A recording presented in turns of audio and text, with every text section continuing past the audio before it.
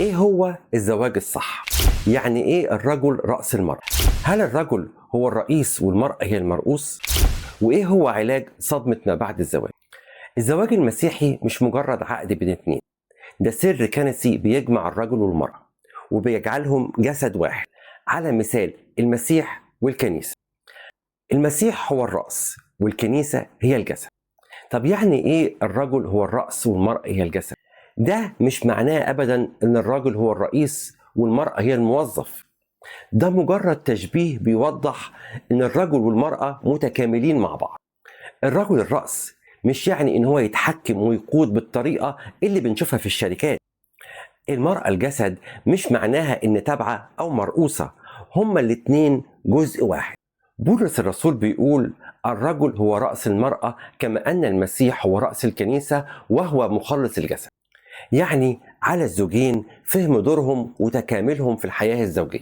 أما سؤال ما هو علاج صدمة ما بعد الزواج، تعالوا نعرفه مع بعض. لو واجهت صدمة ما بعد الزواج ممكن تحتاج لمساعدة مشير أو متخصص يساعدك على التخلص من الأفكار السلبية وتفكيرك في فشل الزواج. المشير هيشجعك على إيجاد طرق لتحسين الوضع ويبذل مجهود معاك لتصحيح الأمور. الاختيار في الزواج مش كل حاجة، اختيار شريك الحياة مش 100% هو السبب في نجاح الزواج.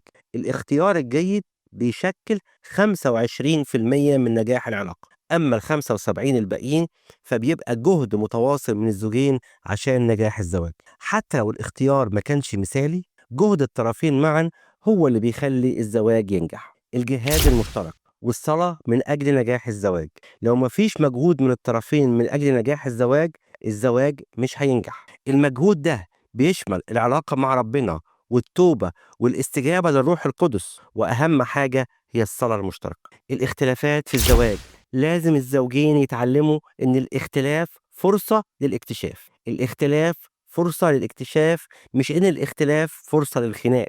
أهم حاجة إنهم يسمعوا بعض من غير دفاع عن النفس، ويحاولوا يبذلوا مجهود لتجديد الحب بعيد عن الروتين. دور الرجل والمرأة في الزواج، الرجل لازم يحب زوجته زي ما المسيح أحب الكنيسة، والمرأة لازم تكون خاضعة وبتحترم زوجها. بولس الرسول بيقول: أيها الرجال أحبوا نساءكم كما أحب المسيح أيضا الكنيسة وأسلم نفسه لأجلها.